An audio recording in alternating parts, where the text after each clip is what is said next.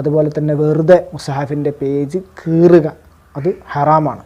അതുപോലെ തന്നെ മുസഹഫിലേക്ക് കാല് നീട്ടി വെക്കുക.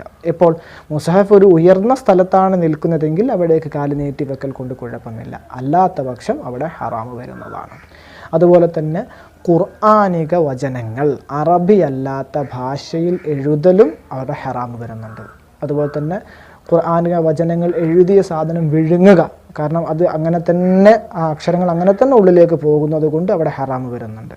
എന്നാൽ ഒരാൾ രോഗശമനത്തിനോ മറ്റ് ആവശ്യങ്ങൾക്കോ വേണ്ടിയിട്ട് ഖുർആനിക അക്ഷരങ്ങൾ എഴുതിയിട്ട് അത് കഴിക്കുകയോ അല്ലെങ്കിൽ അത് വെള്ളമാക്കിയിട്ട് കലക്കിയിട്ട് കുടിക്കുകയോ ചെയ്യൽ കൊണ്ട് ഹറാമ് വരുന്നുമില്ല. മുസഹഫിന് വേണ്ടി എഴുന്നേറ്റ് നിൽക്കൽ സുന്നത്താണ്. ഒരു ആലിമിനെ കണ്ടാൽ, ഒരു ബഹുമാനിക്കപ്പെടേണ്ട ഒരു പണ്ഡിതനായ ഒരാളെ കണ്ടാൽ എഴുന്നേറ്റ് നിൽക്കൽ സുന്നത്താണ്. അതേപോലെ തന്നെ മുസഹഫിന് വേണ്ടിയും എഴുന്നേറ്റ് നിൽക്കുക